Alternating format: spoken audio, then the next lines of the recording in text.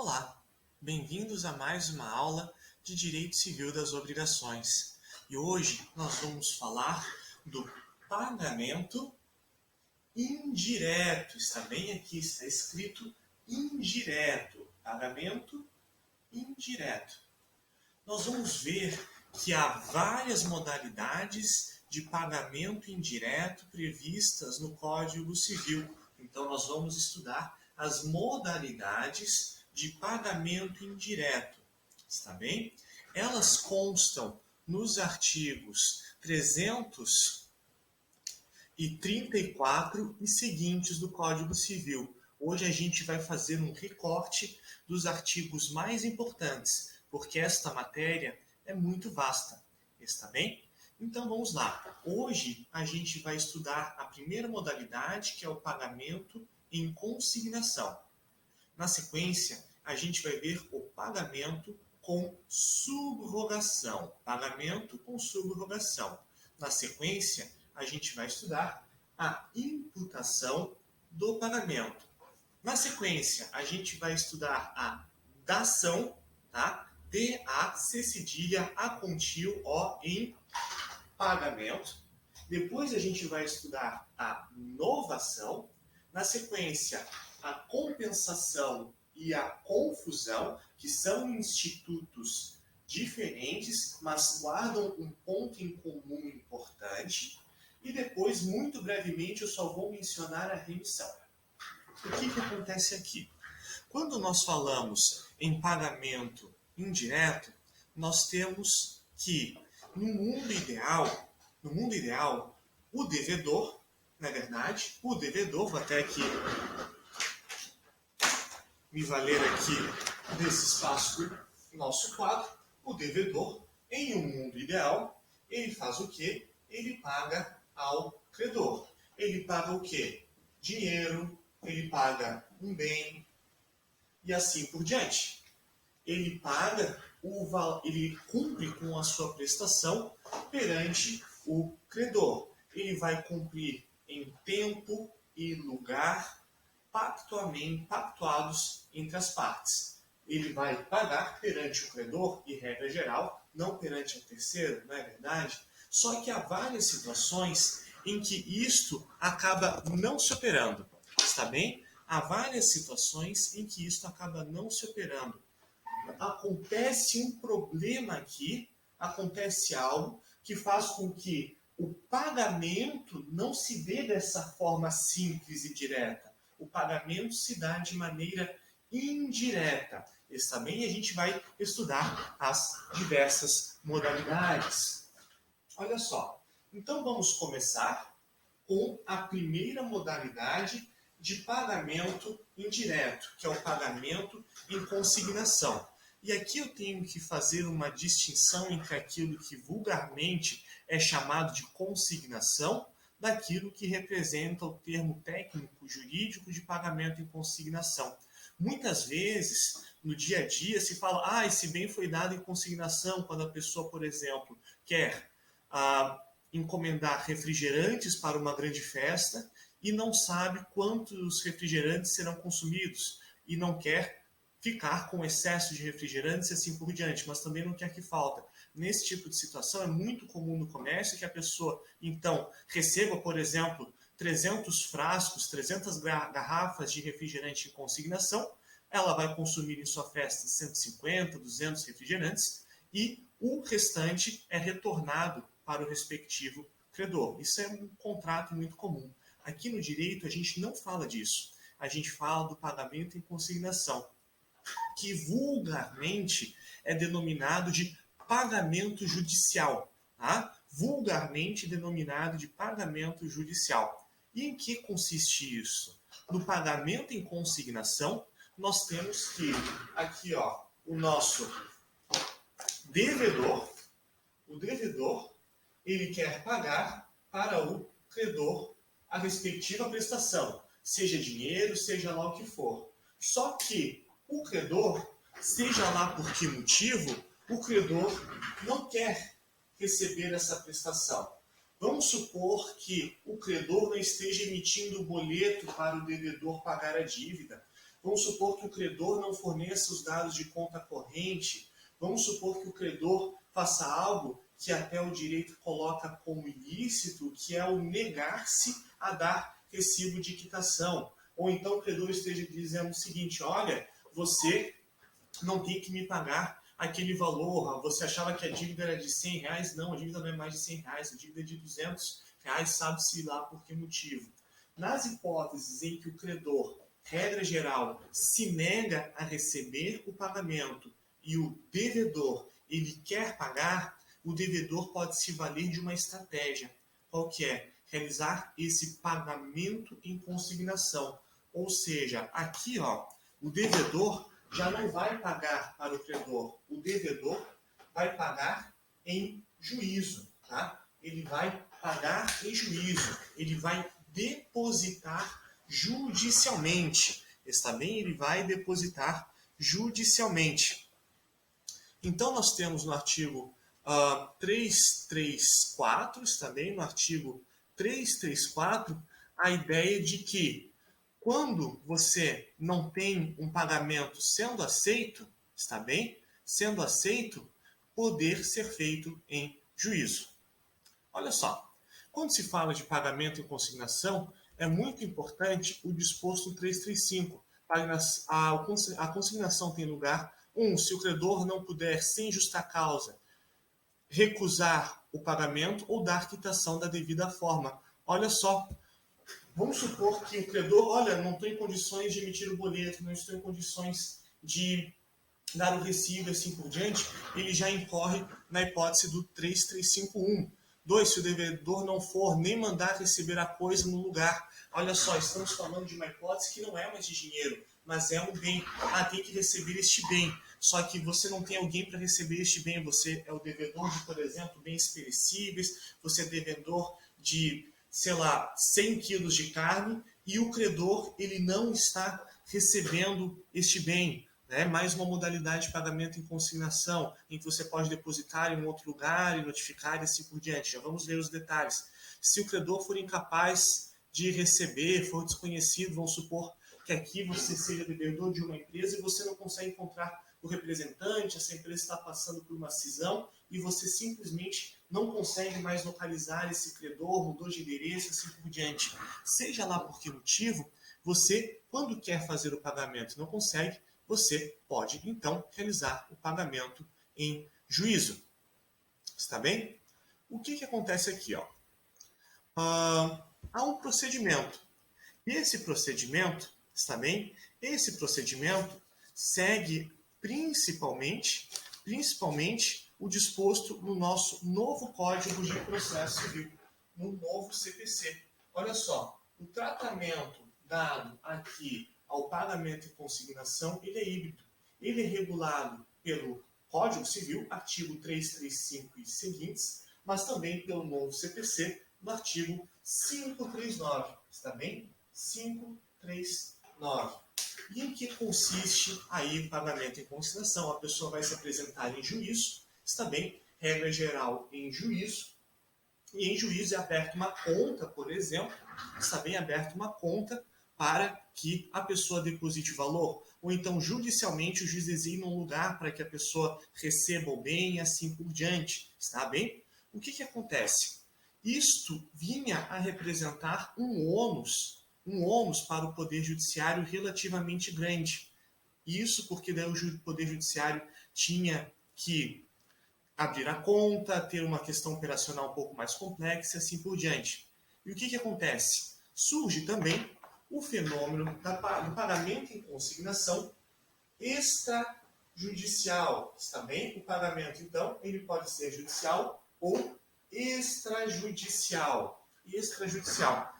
E tanto no pagamento judicial como no extrajudicial, acontece o seguinte: a pessoa que é a devedora, então ela deposita o bem ou judicialmente ou extrajudicialmente. Extrajudicialmente é juntamente a instituição financeira oficial, ou seja, Caixa Econômica, tá? Isso se faz perante a Caixa Econômica, normalmente. E então, a instituição financeira ou o juiz vai intimar a parte, tá? Vai notificar a parte. Se é o juiz intima, se é instituição financeira, ela vai notificar. E então, o valor depositado fica disponível para o credor. E o credor pode fazer o seguinte: o credor ele pode pegar este valor, ou seja, ele pode sacar o valor que vai estar ou em juízo ou na instituição financeira, ou judicial ou extrajudicial, e se o credor sacar este valor, considera-se paga a dívida, adimplida a dívida. Vamos supor agora que o credor diga: ele pagou judicialmente, mas ele não pagou a totalidade. Eu posso provar que ele me devia mais.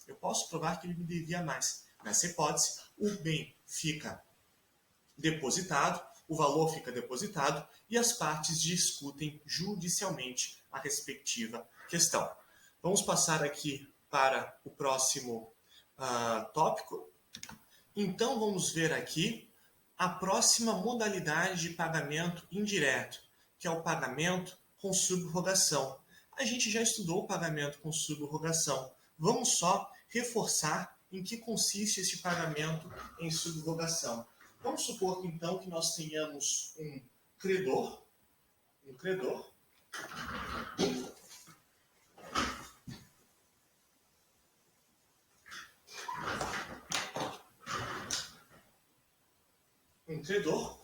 e este credor, ele é, no caso, um locador, tá?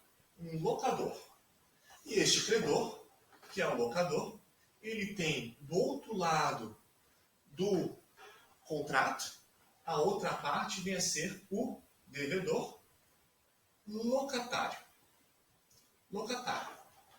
E como é muito comum, este contrato conta com um fiador. Está bem? Conta com um fiador. Se lembram que a gente já viu nas aulas passadas que o fiador ele pode pagar a dívida do devedor, né? Ele é obrigado a isso, ele é responsável por este pagamento e quando a dívida é vencida, ele pode pagar para o credor. Se lembram disso? O fiador paga uma dívida atrasada do devedor para o credor. Uma dívida aí que esteja atrasada. O que acontece? O fiador pagou ao credor. E agora, o fiador pode cobrar essa dívida do devedor? Sim, o fiador pode cobrar essa dívida paga agora do devedor. Está bem? Ele pode cobrar o valor pago. Ele pagou, por exemplo, R$1.000 na respectiva dívida, ele pode cobrar R$1.000 do devedor. Está bem? O que acontece aqui? O que acontece aqui é que se o credor tinha alguma garantia, por exemplo, tinha um bem em garantia, tinha algum tipo de privilégio, tinha, por exemplo, um depósito que tinha sido dado, está bem? Qualquer garantia que esse credor tinha, agora o fiador vai ter direito a essa garantia. Ou seja, vamos supor que o credor tinha aqui um depósito judicial. Quando eles firmaram o contrato de locação, tinha sido estabelecido um depósito judicial. A partir de agora, o fiador vai ter acesso a este depósito. Tá? Um bem estava em depósito, tinha um carro que estava em depósito. O fiador vai ter acesso. Por quê? Porque é como se o fiador, com relação a esta dívida, se substituísse em relação ao credor. É como se ele se substituísse. O pagamento em subrogação conta com hipóteses legais e hipóteses convencionais. As hipóteses legais estão previstas no artigo 346 do Código Civil, que fala que a subrogação opera-se de pleno direito, tá? De pleno direito, ou seja, o contrato aqui não está falando nada. O contrato não fala se o fiador pode ter acesso a esse bem depositado ou não. O contrato não fala se o fiador pode acessar esse bem, ter direito a um privilégio, assim por diante. O contrato é omisso. Não importa. Por quê? Porque esse tipo de prática, essa modalidade de subrogação aqui, ela se opera de pleno direito. O Código Civil está dizendo, você, fiador, pode acionar a garantia. Está bem? Então, nós temos as hipóteses legais que estão previstas no artigo 346 do Código Civil, que são do credor que paga a dívida do devedor comum, do adquirente do imóvel hipotecado que paga ao credor hipotecário, bem como do terceiro que efetiva o pagamento para não ser privado do direito sobre o imóvel, que é uma situação muito similar a essa, porém, ao invés de ter parcelas de atraso, você tem um bem imóvel aqui sendo como objeto do contrato, e do terceiro interessado que paga a dívida pela qual era ou podia ser obrigado. Aqui, ó, o fiador ele podia ser obrigado a pagar essa dívida que estava em atraso. Ele pagou a dívida. Então, ele tem aí essa subrogação. Não obstante isso, nós temos, nos termos do artigo 347, que a subrogação ainda pode ser convencional. 1. Quando o credor recebe pagamento de terceiro e expressamente lhe transfere os seus direitos, está bem? Digamos assim, um credor de um outro tipo de obrigação aqui, um terceiro não interessado, se lembra do terceiro não interessado? E o credor diz, agora você, terceiro não interessado, tem o direito a esse depósito. Vamos pensar aqui, ó, que quem pagou essa dívida de R$1.000, que era um valor de aluguel em atraso, fosse a namorada do respectivo devedor. E o credor, muito bonzinho, disse assim para essa namorada, agora você tem direito aos privilégios. Então você tem aí uma subrogação convencional. Ou então, quando terceira pessoa empresta ao devedor a quantia precisa para solver a dívida sob a condição expressa de ficar o mutuante subrogado nos direitos do credor satisfeito.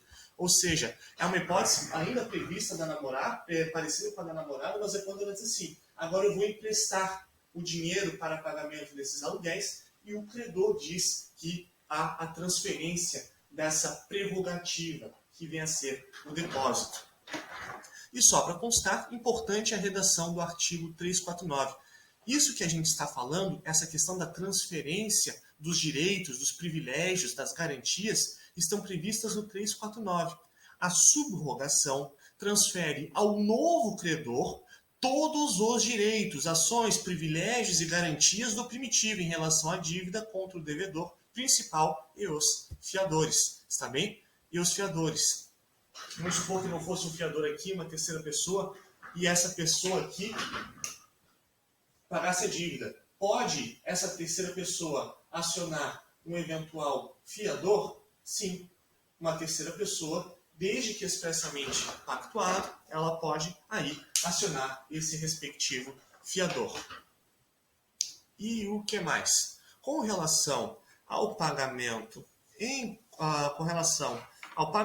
com subrogação, era isso. Vamos passar agora para o próximo tópico.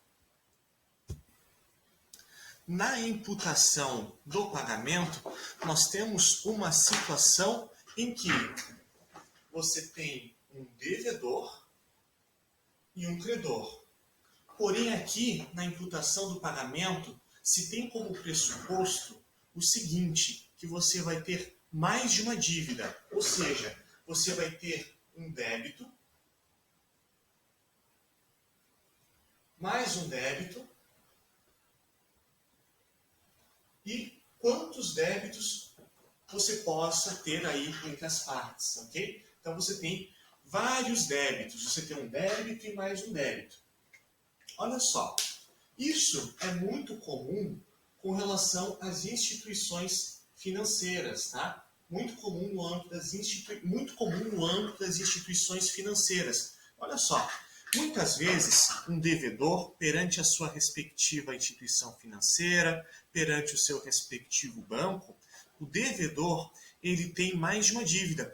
Ele tem uma dívida porque ele fez um empréstimo, ele tem uma dívida porque ele fez um empréstimo pessoal, ele tem uma dívida porque ele financiou o seu carro, ele tem uma dívida porque financiou a sua casa, ele tem uma dívida porque ele ele tem uma dívida do cartão de crédito.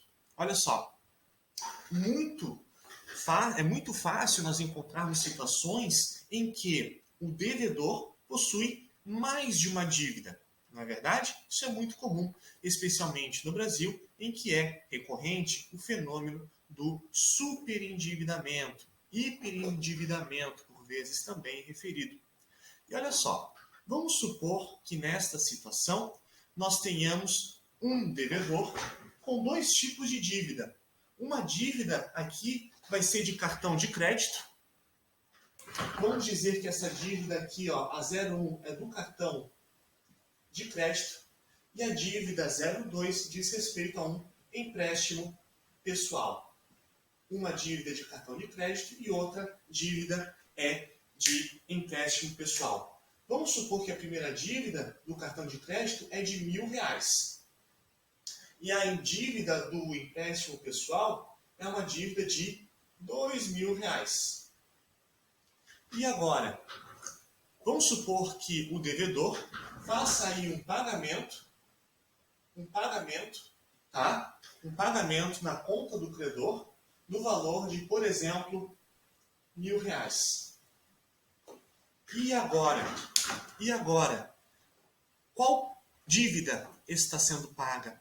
Qual conta está sendo paga? E olha só, temos uma dívida do cartão de crédito, uma conta que é do cartão de crédito, e uma outra conta que é do empréstimo pessoal. Uma é de R$1.000 e outra é de R$2.000. Olha só, qual delas que está, ou vamos supor que seja o mesmo valor, enfim, tenhamos a regra de que o credor não é obrigado a receber o valor parcialmente, mas só que no âmbito de instituições financeiras é facultado a amortização. Tá? Aqui, quem estiver mais atento sabe que nós temos no Código Civil a regra de que o pagamento parcial não necessariamente tem que ser aceito, mas vamos deixar essa regrinha de lado por enquanto. E vamos até, então, supor o seguinte, para simplificar, vamos dizer que ambas as dívidas são de R$1.000. Tá? R$1.000. E há um pagamento de R$1.000. Qual que é a dívida que está sendo paga? Nós temos algumas regrinhas. Também nós temos umas regrinhas. E imputação em pagamento, imputação do pagamento, diz respeito justamente a isso. Diz respeito à indicação do pagamento. Imputar quer dizer indicar. Imputar quer dizer qual dessas duas dívidas aqui está sendo paga. A do cartão de crédito ou a do empréstimo pessoal? E nós temos algumas regrinhas para se saber qual das duas está sendo paga. Primeiro, você vai pagar, pressupor que está ocorrendo o pagamento da dívida vencida, tá? Da dívida vencida. Olha só, essa dívida venceu ontem, o prazo de pagamento era ontem. Essa dívida aqui, ó, vai vencer daqui 5 dias. Está ocorrendo o pagamento da dívida que não venceu ainda? Não. Você pressupõe que está ocorrendo o pagamento da dívida já vencida. Então, você pressupõe que há o pagamento da dívida vencida. E se as duas dívidas, está bem? E se as duas dívidas estiverem vencidas? As duas dívidas tinham que ter sido pagas ontem, está bem? Ou as duas dívidas têm que ser pagas hoje?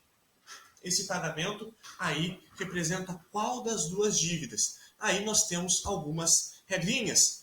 Olha só. 352. A pessoa obrigada por dois ou mais débitos da mesma natureza a um só credor tem direito de indicar a qual deles oferece pagamento se todos forem líquidos e vencidos. Ou seja, o devedor tem o direito de dizer qual das duas dívidas está sendo pagas. O devedor, por exemplo, tem o direito de dizer: eu quero pagar a dívida do cartão de crédito. Está bem? Eu quero pagar a dívida do cartão de crédito. Não, eu quero pagar a dívida aqui do empréstimo pessoal. Seja lá por que motivo, porque empréstimo pessoal, se eu não pagar, eu vou ficar com o meu nome no Serasa. E o cartão de crédito eu acho operacionalmente fácil não pagar, porque tem lá aquela possibilidade de parcelamento, né? Então, eu prefiro, digamos assim, deixar uma dívida no cartão de crédito, que daqui a pouco eu já pago, e deixar aí o meu nome limpo para não ter o meu nome sendo sujo no SPC, Serasa, Experian. Portanto, eu quero pagar empréstimo pessoal. Ou então o devedor pode ser assim: não, eu quero pagar o cartão de crédito, porque eu sei que a dívida do cartão de crédito ela possui juros muito maiores. Eu prefiro então ficar com o meu nome no serviço de proteção de crédito um tempo e pagar a dívida do cartão de crédito, porque essa dívida aqui, ó, tem juro muito maior. Eu quero pagar essa aqui. Isso é um direito do devedor. O devedor pode escolher. E se ele não escolher? Olha só, aqui nós temos a hipótese do 353 do Código Civil. Não tendo o devedor declarado em qual das dívidas líquidas e vencidas quer imputar o pagamento, se aceitar a quitação de uma delas, não terá direito a reclamar contra a imputação feita pelo devedor. Ou seja, se o devedor disser o seguinte, olha só, está aqui o recibo da dívida de cartão de crédito, está aqui um extrato aqui dizendo que a dívida do cartão de crédito foi paga, e você aceita esse recibo, você não pode reclamar depois que a dívida do empréstimo pessoal ela ainda consta. Ou você recebe, então, uma certidão negativa de débito aqui em relação ao empréstimo pessoal. Você não pode reclamar depois que consta a dívida lá do cartão de crédito. E olha só, vamos supor que não seja nenhuma dessas situações. Nenhum recibo aí está sendo conferido e você não está aceitando nada, você não está indicando nada mesmo assim. Temos a regra do 354 e depois a do 355.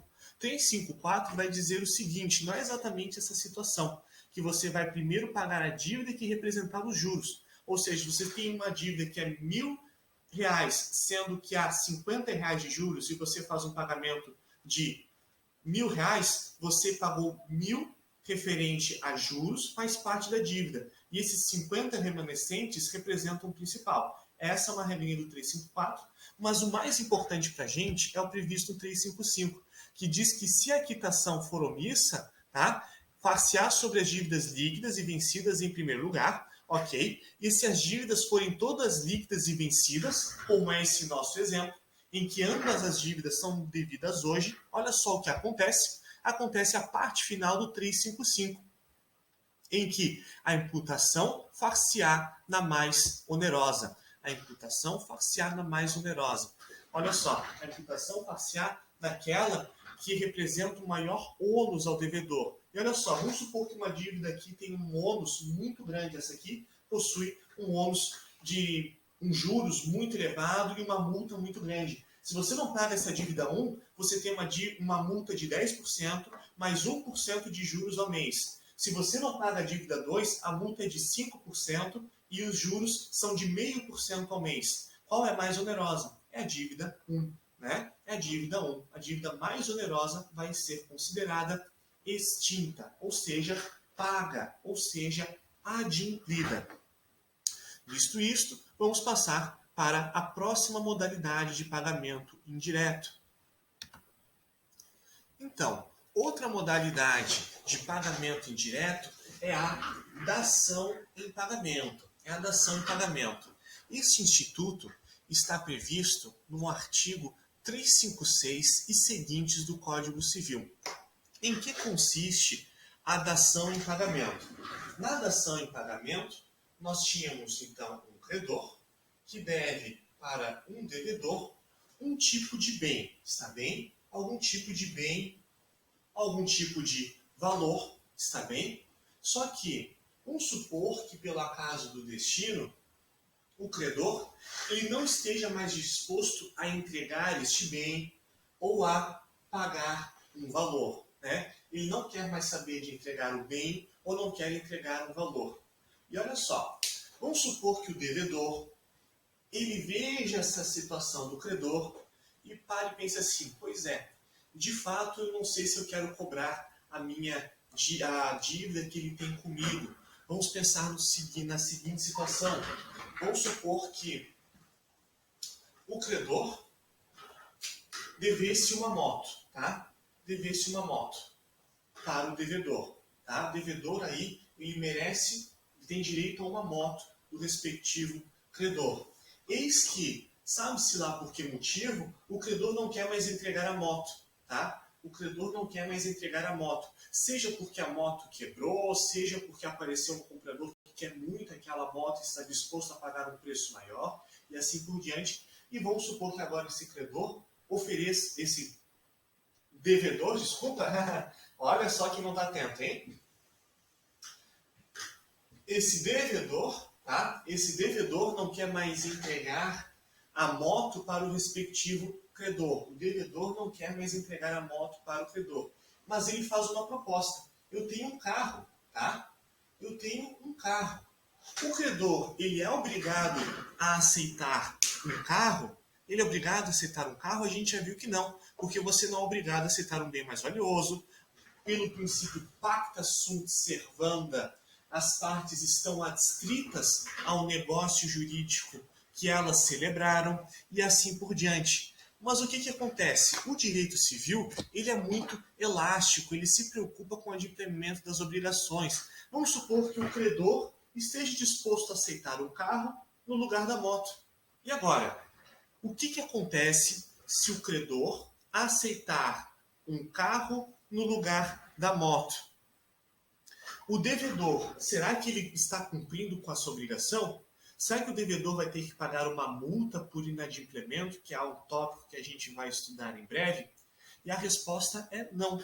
Está bem? Não. Se não há mais, por exemplo, como sendo objeto contratual a moto, mas sim um carro, se as partes dizem eu aceito o carro, você tem um pagamento indireto, um pagamento da obrigação. Vamos ler o 356. O credor pode consentir em receber prestação diversa da que lhe é devida. E aqui nós temos um ponto bem importante. O credor tem que consentir. Tá? O credor tem que consentir. O credor tem que consentir. O devedor não pode chegar para o credor, olha aí, credor, eu vou fazer uma dação em pagamento, está bem? Eu te devia uma moto, mas eu vou entregar um carro. Isso é vedado, tá? Você tem que ter a concordância do credor. Outra questão importante. Determinado o preço da coisa dada em pagamento, as relações entre as partes regulação pelas normas de contrato e venda, de contrato de compra e venda. Ou seja, a partir de agora, disse que com a entrega do carro é como se tivesse uma compra e venda, que é um tipo de contrato que será estudado na disciplina específica. E isso é importante para a seguinte situação. Vamos supor que o devedor tivesse uma dívida pecuniária, tá? Uma dívida aí pecuniária. Ou seja, o devedor devia 10 mil reais para o credor. E o devedor disse, olha, credor, a situação está difícil, será que você não aceita o meu carro? Eu tenho um carro aqui que ele vale 15 mil reais pela tabela FIP. Eu estou te devendo 10 mil reais, eu te entrego esse carro. Olha só, se o credor consentir, agora é como se houvesse um contrato de compra e venda. Se tinha um vício redibitório nesse carro, isso aí pode ensejar uma ação do credor face ao devedor. E outro dispositivo diz respeito, outro dispositivo importante é o 359, que fala da evicção. Vamos supor que o devedor entregue este carro, só que este carro pertencia a uma terceira parte, tá? Pertencia a um terceiro. O devedor entregou um bem que não era dele. E agora, o que aconteceu? Né? Vamos ler o 359. Se o credor for evicto da coisa recebida em pagamento, restabelecer-se-á a obrigação primitiva, ficando sem efeito a quitação dada, ressalvados os direitos de terceiro. Que quer dizer o seguinte, olha só, o credor que tinha recebido o carro, agora esse carro é passado para o dono, é passado para o terceiro, reestabelece-se a dívida anterior. Ah, mas ele tinha dado um recibo. Esse recibo que tinha sido dado pelo credor para o devedor por conta da entrega de um carro que, por sua vez, tinha um terceiro como dono, esse recibo agora é inválido. Volta à dívida original, volta à dívida de 10 mil reais, agora, né, com eventual multa, eventual juros, que é algo que a gente vai estudar oportunamente. Vamos passar agora para mais uma modalidade de pagamento indireto. Então vamos passar agora à situação da novação. Novação diz respeito à ideia de inovar, trazer algo novo, está bem? E aqui aqui nós temos uma situação de um negócio jurídico autônomo. E esse negócio jurídico, ele vai fazer duas coisas. Esse negócio jurídico, ele vai extinguir a obrigação anterior e criar uma obrigação nova. Vamos supor aqui, então, que você tinha um devedor que devia um determinado valor para um credor. Quando se opera a novação, está bem? Agora você tem um novo negócio jurídico. Esse negócio jurídico aqui, ó, se extingue. Esse negócio jurídico se extingue. e surge um novo negócio jurídico com devedor e credor. O que acontece? Esse novo negócio jurídico, ele pode ter dois tipos de inovação. Ele pode inovar de duas grandes maneiras. Primeira modalidade de inovação, que diz respeito à chamada novação objetiva, por vezes denominada de novação real. Vamos supor que as partes tenham acordado em receber daqui 3 meses, no devedor entregar daqui 3 meses, aí em 15, 10, 15, enfim, 15 sacas de determinado grão. Daí o devedor diz para o credor: credor, você tem certeza que vai querer esse grão aí? Esse grão aí está meio complicado porque, sei lá nós não temos tido mais tanta demanda e a gente está pensando em parar a produção desse grão aí que você quer. A gente tem um outro grão que ele é bem interessante, é uma outra variedade, que tal você receber esse outro grão?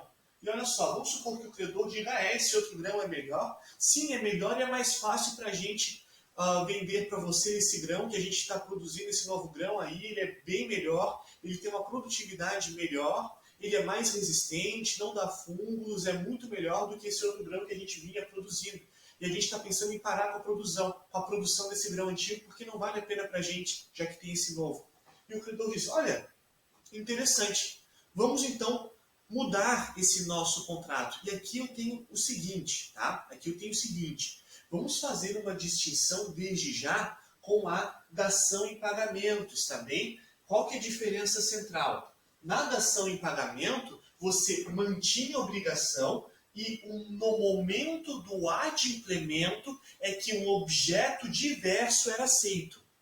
Na novação objetiva, que é isso que a gente está falando agora você extingue a obrigação. Você extingue o vínculo obrigacional e cria um novo vínculo obrigacional. Antes você tinha um vínculo obrigacional com um tipo de grão, e agora você tem um vínculo obrigacional com um outro tipo de grão. 15 sacas do grão 1, agora vai ser 15 sacas do grão 2. Está bem? Você inovou. Antes você tinha um contrato que dizia algo, e agora este contrato aqui, ele resta extinto. Está bem? Esse negócio jurídico, ele resta extinto e dá lugar a um novo negócio jurídico. Reforçando, isto muda no âmbito da dação em pagamento, porque na dação em pagamento, o negócio jurídico era mantido. Só que no momento do pagamento é que um bem diverso, uma prestação diversa era aceita. Está bem? Essa distinção ela é importante.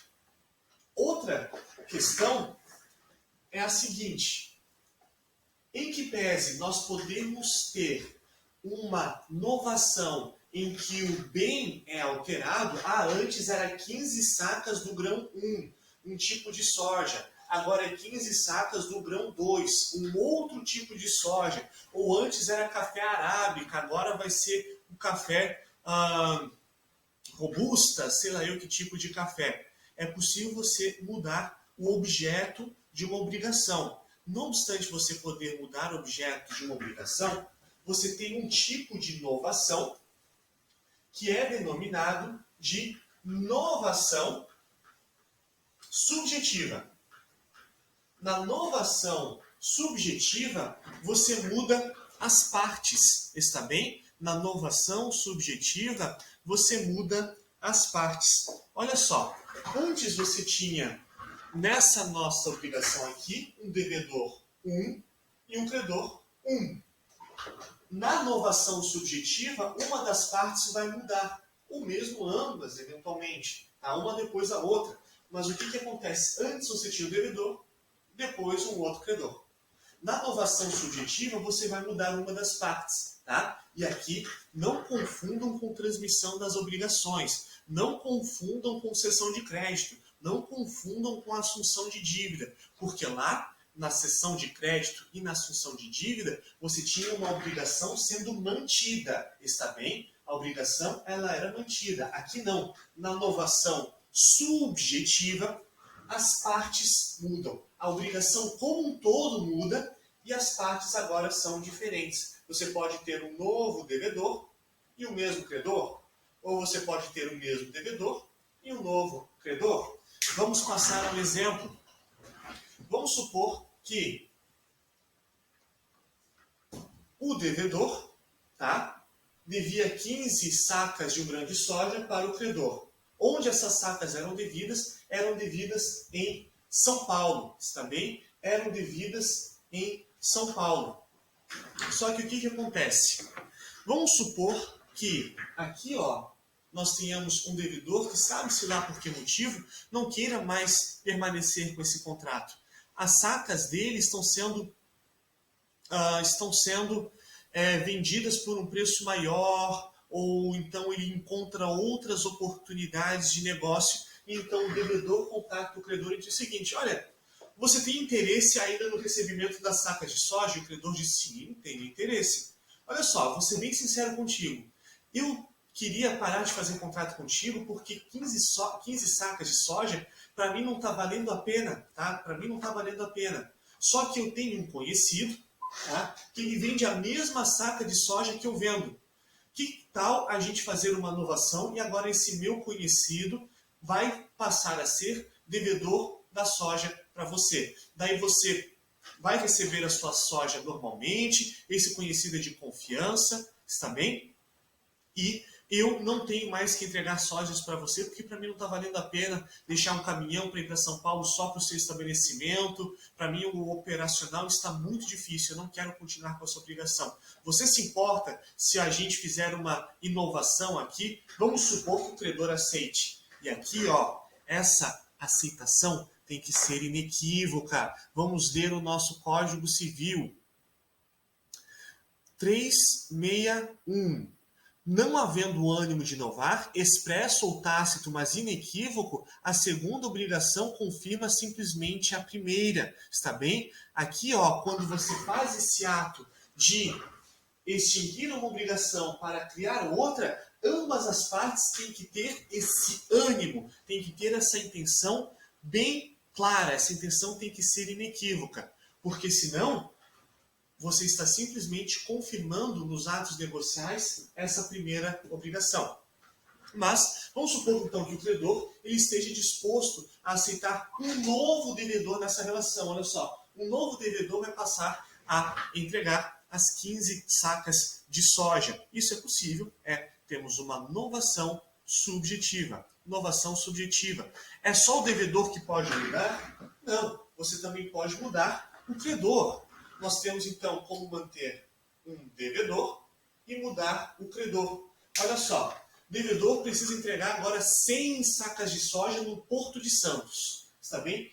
E o credor diz: olha só, eu queria fechar as portas e tudo mais, mas eu tenho o seguinte, eu já consegui alguém que também tem operação lá no Porto de Santos que pode estar interessado nessas sacas de soja. É o seguinte, eu estou fechando as portas. Está bem? Eu estou fechando as portas. Eu até posso pagar multa e tudo mais, mas assim, eu acho que é mais interessante você simplesmente entregar para este outro credor. E o devedor diz: sim, tudo bem, eu entrego para este outro credor as sojas que nós tínhamos pactuado. Aí ninguém paga multa, ninguém paga nada. Por quê? Porque você está realizando um pagamento indireto, um adimplemento indireto. No âmbito da inovação, nós temos algumas questões importantes. Quais são as hipóteses? 360. Dá-se a inovação quando o devedor contrai com o devedor, quando o devedor contrai com o credor, nova dívida para extinguir e substituir anterior. Temos aí a hipótese de inovação objetiva. Ou, no inciso 2, quando o novo devedor sucede o antigo, ficando este quite com o credor. No caso de inovação subjetiva. Ou quando, em virtude de obrigação nova, outro credor é substituído ao antigo, ficando o devedor quite com este, mais uma modalidade de novação subjetiva. Você pode mudar o devedor, você pode mudar um credor, sem maiores problemas. E aqui nós temos uma grande observação, está bem? Nós temos uma grande observação. A novação subjetiva ela pode ser, portanto, passiva ou ativa. Ativa, mudou o credor. Passiva, mudou o devedor.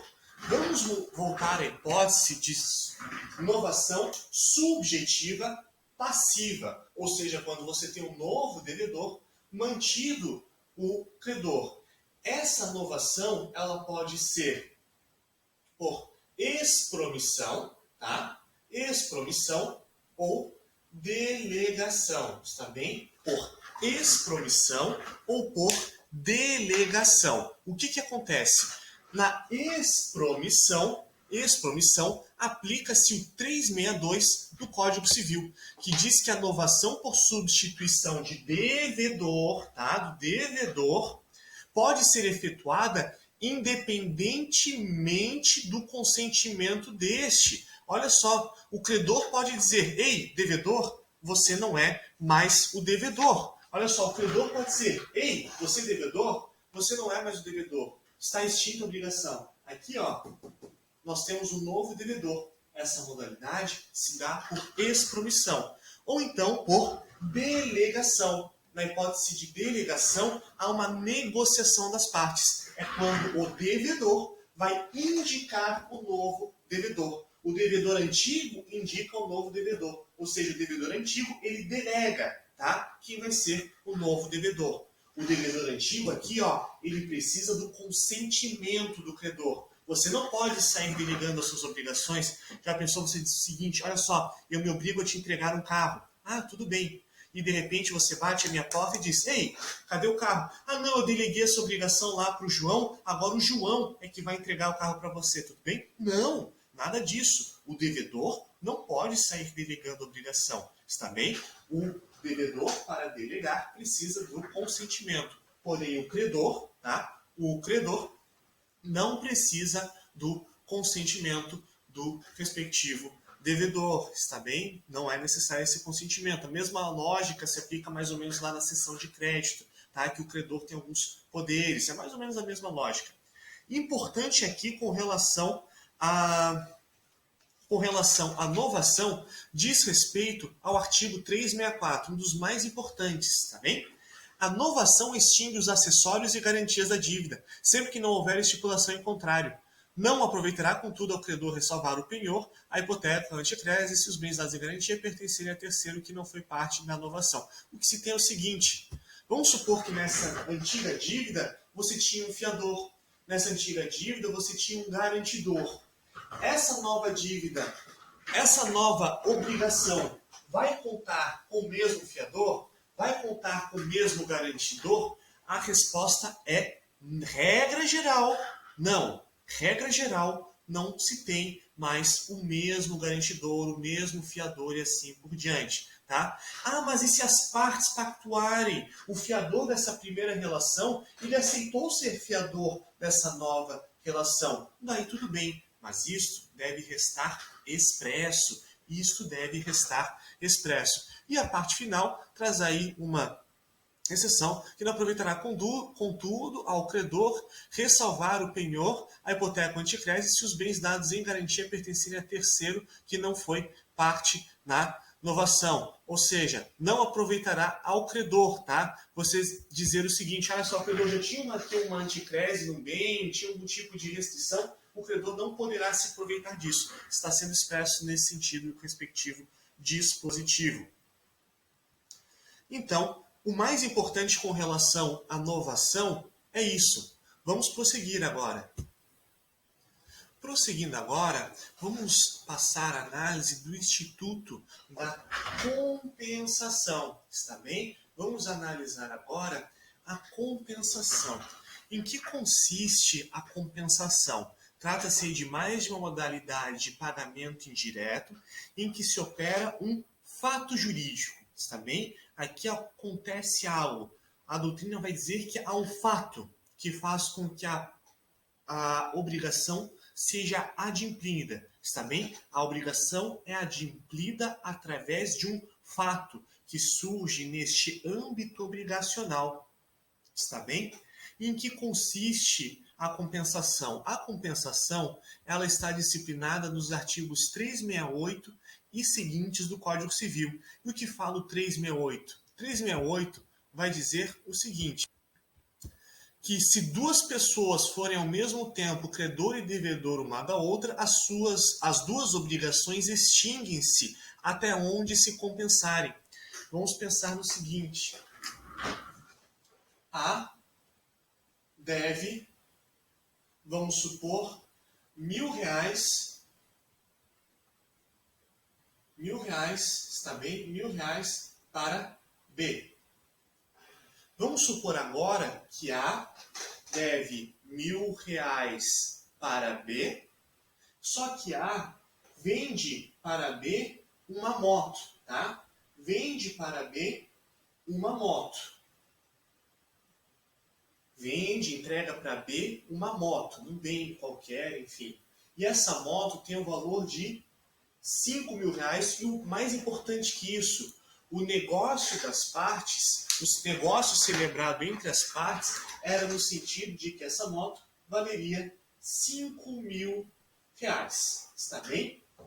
A devia para B R$ 1.000.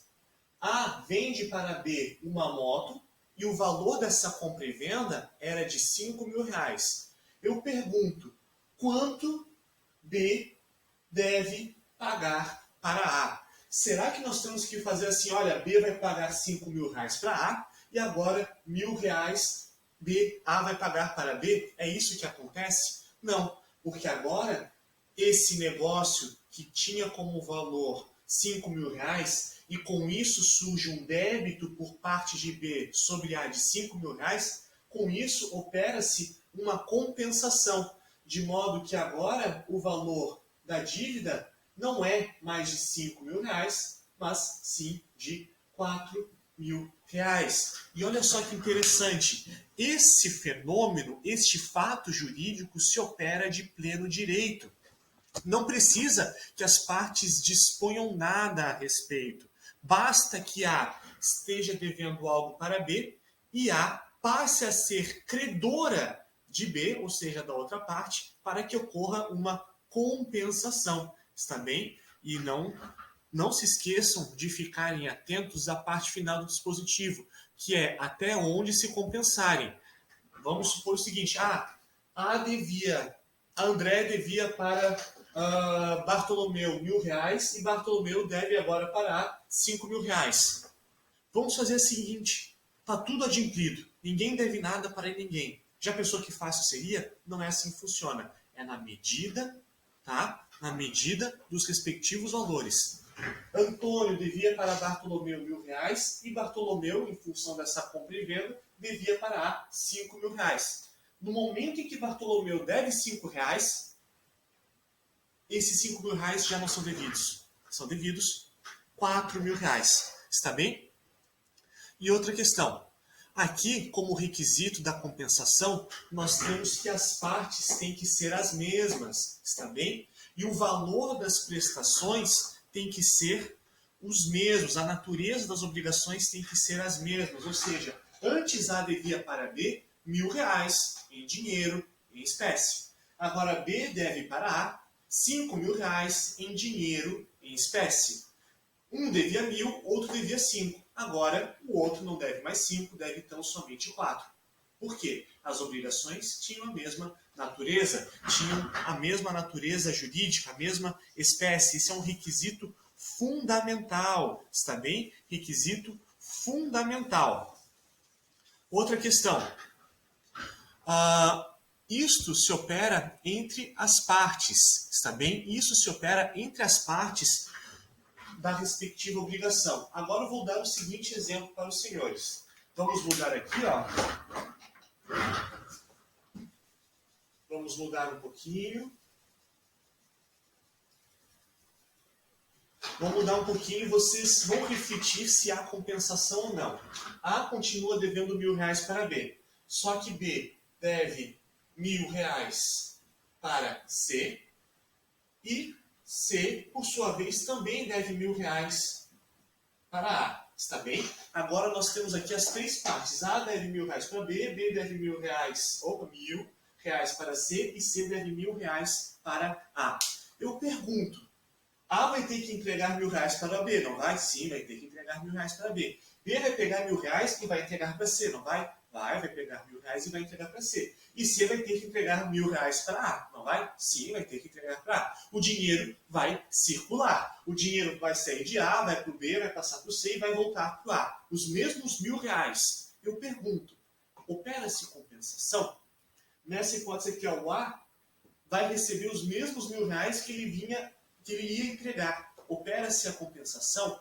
E a resposta é não. Não se opera compensação. Por quê? Porque aqui nós não temos identidade entre as partes. As partes são diferentes. A deve R$1.000 para B. B deve algo para A? Não. As partes são diferentes. A deve para B, mas B deve para C, que por sua vez deve para A. Portanto, nesse nosso cenário aqui, ó, não se opera compensação. Repito, aqui, como não há identidade das partes, não se opera a compensação. Vamos prosseguir com mais alguns requisitos.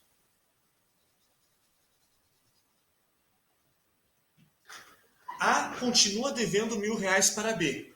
Só que esses R$1.000 são devidos hoje. Esses R$1.000 são devidos hoje. E B deve também R$1.000. B deve R$1.000, só que esses R$1.000 são devidos daqui 30 dias. E agora, daqui 30 dias, B vai dever R$1.000 para A. A já deve R$1.000 para B hoje, está bem? Mas B só vai dever R$1.000 para A daqui 30 dias. Eu pergunto, opera-se compensação nesta hipótese?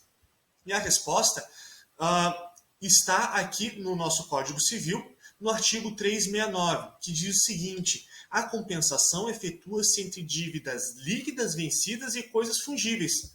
Uma dívida é vencida. Uma dívida é vencida hoje. Essa outra dívida aqui não é vencida.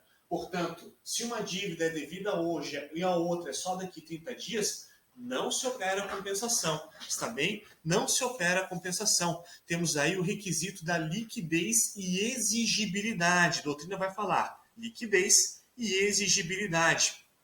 Não obstante isso, nós também temos a ideia de fungibilidade, está bem? Fungibilidade e homogeneidade. Vamos passar para a leitura do artigo 370.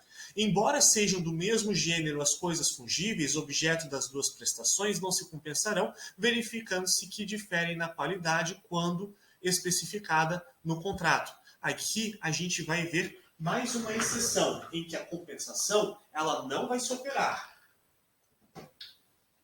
Vamos supor agora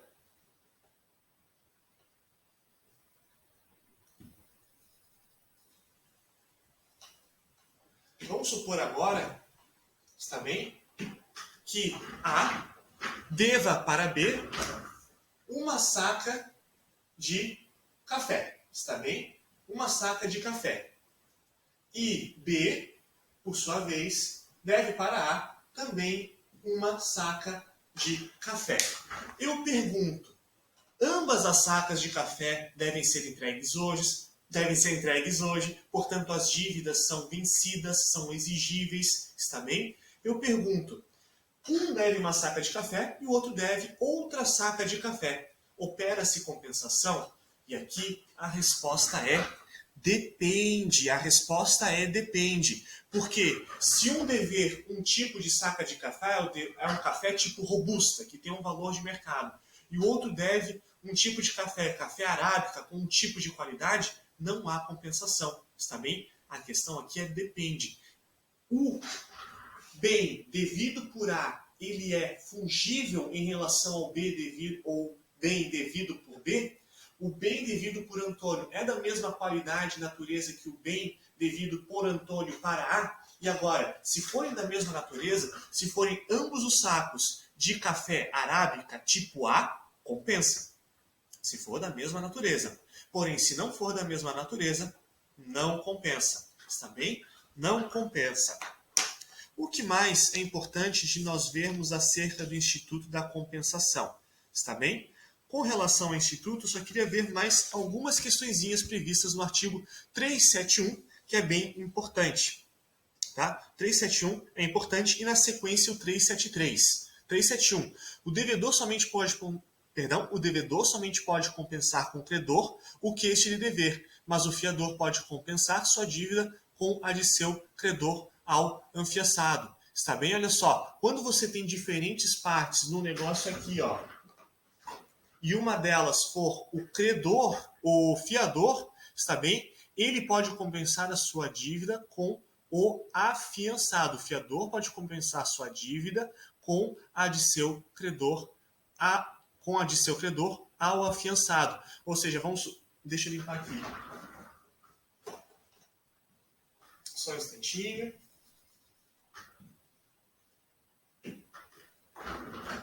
Temos aí uma situação em que A deve para o credor B o valor de R$1.000 em aluguéis.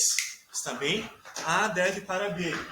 E eis que essa dívida aqui, em que A deve para B, em que A é o devedor, B e B vem a ser o credor, nós temos a figura do fiador. Pode o fiador pagar essa dívida? Pode pagar essa dívida. E se B tiver uma dívida com o fiador, também de R$1.000, é possível se compensar? Sim. Pode o A dizer o seguinte: meu querido credor, o meu fiador tem uma dívida contigo. Compensou? Não. Pode o fiador compensar essa dívida aqui? Pode, tá? Pode. Outra questão.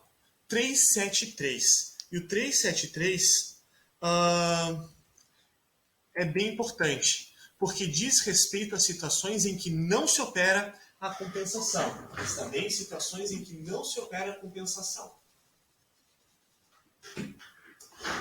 373. A diferença de causa das dívidas não impede a compensação, exceto se provier de esbulho, furto ou roubo. Olha só, A está devendo R$1.000 para B. Só que agora B faz o quê? B furta um bem de A. B furta lá da carteira de A R$1.000. Tá? B furtou de A R$1.000. E agora, compensando. Opera-se a compensação aqui? A resposta é negativa, porque o direito quer desestimular um eventual ato de furto ou esbulho por parte de B. Ou seja, aqui B continua devendo R$1.000 a A e A continua devendo R$1.000 a B. B, se furtou R$1.000 de A, tem que pagar esses R$1.000 e A continua com a sua dívida de R$1.000. Outra situação, se originar de comodato, depósito ou alimentos. Olha só que situação. Vamos pensar que A é o pai de B e A, que é o pai de B, é o devedor de alimentos. A está devendo R$1.000 de B. Só que A faz também o seguinte, A faz um empréstimo com B. Olha, meu filho, eu estou te devendo alimentos, mas vamos fazer o seguinte, eu vou te pagar os alimentos só daqui 2 meses e, por enquanto, para os próximos dias eu vou te fazer um empréstimo. Também eu vou te fazer um empréstimo. E agora, foi realizado um empréstimo de modo que B, em função de um empréstimo, passa a ser devedor de R$1.000. A entrega R$1.000 na condição de empréstimo,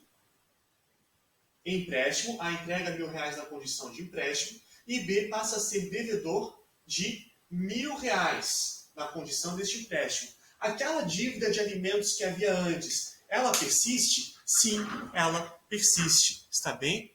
Ela persiste. E o inciso 3, já não muito cobrado, diz que se uma for de coisa não suscetível de penhora. Está bem? Isso era importante de nós falarmos acerca da compensação. Vamos passar agora ao Instituto da Confusão.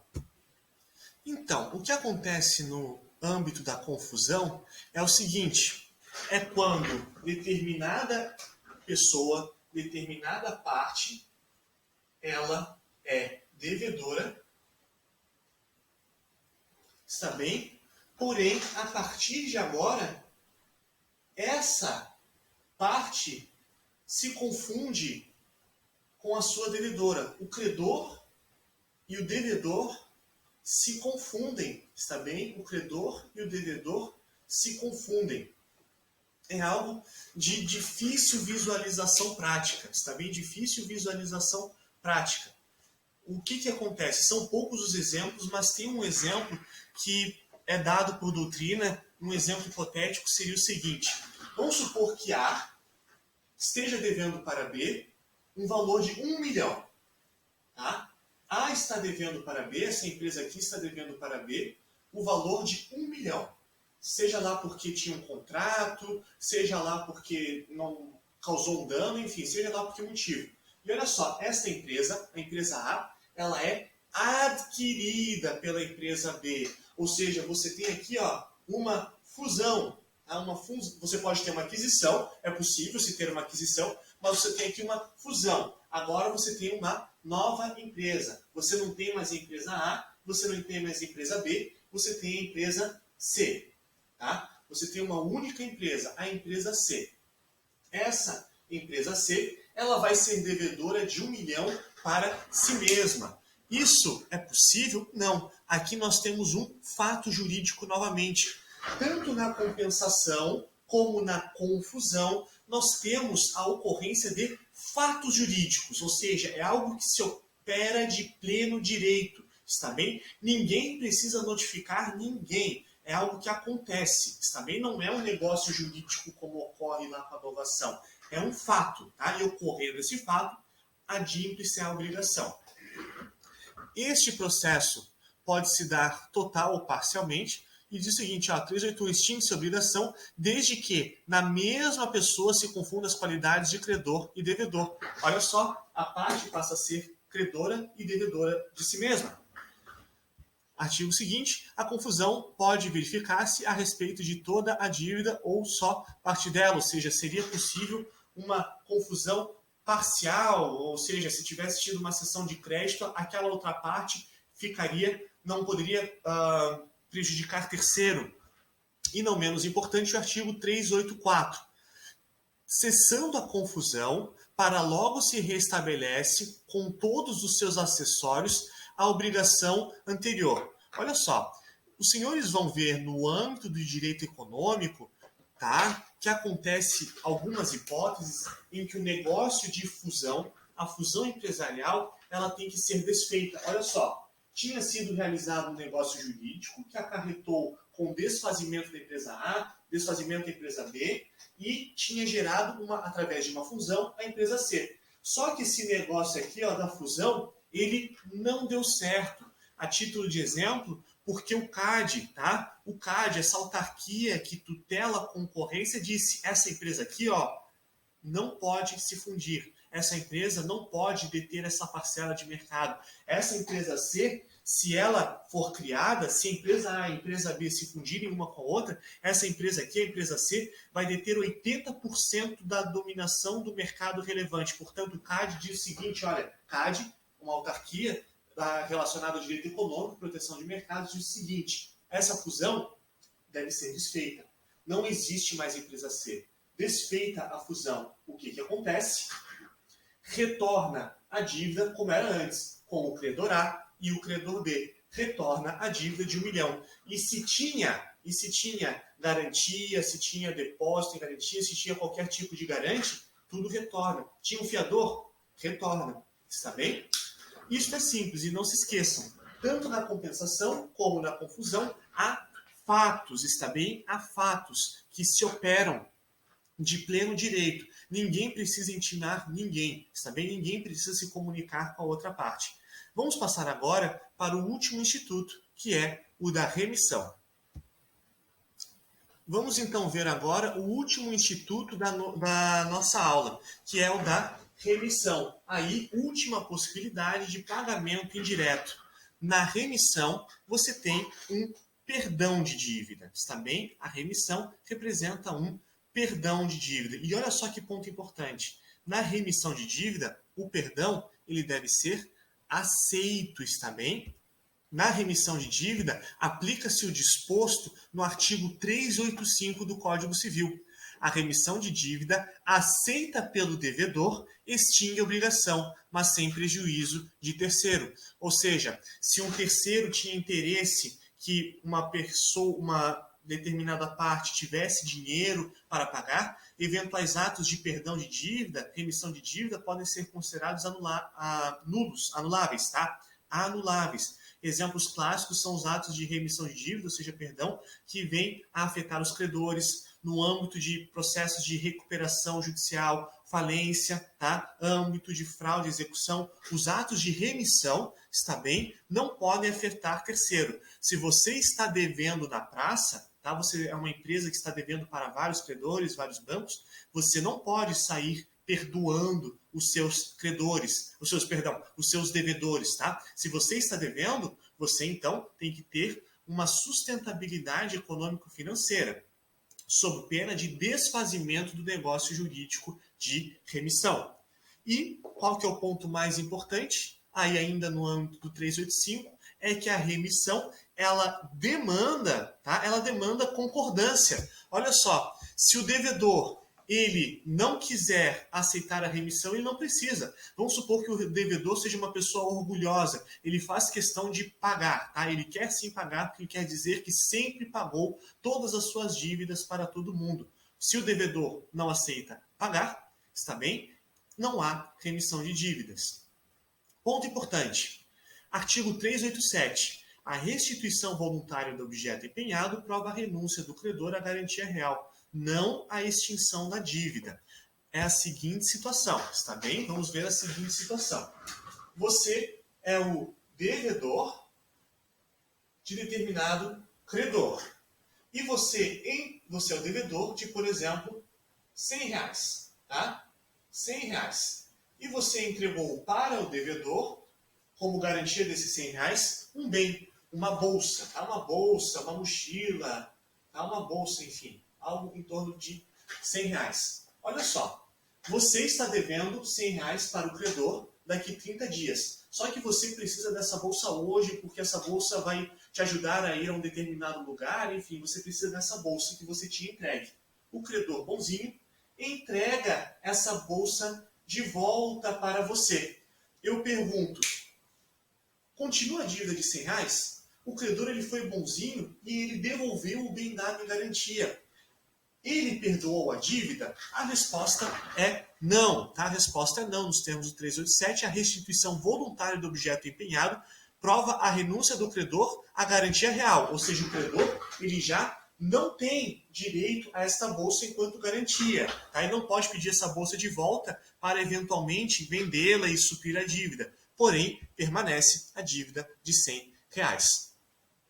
Com isso, nós vimos as modalidades de pagamento indireto. Vimos o pagamento em consignação, que é aquela hipótese em que uma pessoa vai ou judicialmente ou extrajudicialmente pagar para ou uma instituição financeira ou para o perante o Poder Judiciário uma dívida que o credor não quer ou não pode aceitar. Vimos o pagamento com subrogação, que é quando uma pessoa interessada na dívida a paga, e essa pessoa pode cobrar do devedor originário como se fosse o novo credor. Está bem? Vimos a hipótese de imputação ao pagamento, que quer dizer indicação da dívida, quando se tem várias dívidas. Qual dívida está sendo paga? Né? Temos como critério principal, no âmbito da imputação do pagamento, que as dívidas primeiro devem ser pagas as vencidas, ou seja, aquelas cujo prazo já está sendo cumprido, né? As dívidas vencidas, ou seja, aquelas que já devem ser pagas, as líquidas exigíveis, e não obstante isso, nós vimos que na ausência de indicação pelo devedor, que é um direito do devedor, o credor, então, está obrigado a imputar o pagamento à dívida mais onerosa, e entende-se aí aquela com juros mais elevados, maior multa e assim por diante. Vimos a dação em pagamento, instituto no qual o credor aceita um bem ou prestação distinta daquela pactuada. Também aceita uma prestação distinta e deve ser expresso que o credor aceita. Vimos a novação. Novação, ela se divide em objetiva, quando o bem da obrigação ele é alterado, antes se devia 15 sacas de uma soja tipo 1, agora se deve 15 sacas de soja tipo 2. Quando se altera o bem dessa obrigação, extinguindo-se a obrigação anterior, está bem, e quando é extinta essa obrigação anterior, são extintos todos os acessórios, ou seja, as garantias e assim por diante. a novação também pode ser subjetiva, tá? Pode ser ativa ou passiva. Na ativa, muda o credor. Na passiva, muda o devedor.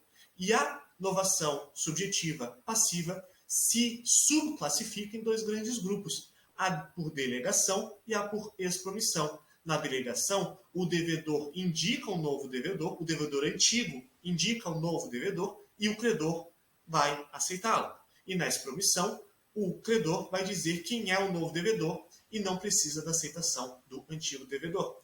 Vimos também a compensação, que se opera, tal qual a confusão, de pleno direito. São fatos jurídicos também na compensação. Se A deve para B R$1.000 e B deve para A R$1.000, essas dívidas são automaticamente quitadas umas às outras. Não se esqueçam da grande exceção que está prevista no Código Civil com relação aos alimentos. Não há compensação de alimentos, está bem? Não há compensação de alimentos. Vimos também a hipótese da confusão, que é quando na mesma pessoa se confundem a posição de credor e de devedor. Exemplo clássico é quando você tem uma fusão empresarial. Por fim, nós vimos a remissão. Na remissão, não se esqueça, deve haver o consentimento do devedor. E não obstante, releia, por via das dúvidas, os 385 a 387 do Código Civil. Está bem? Com relação a isso, era tudo e até a próxima aula.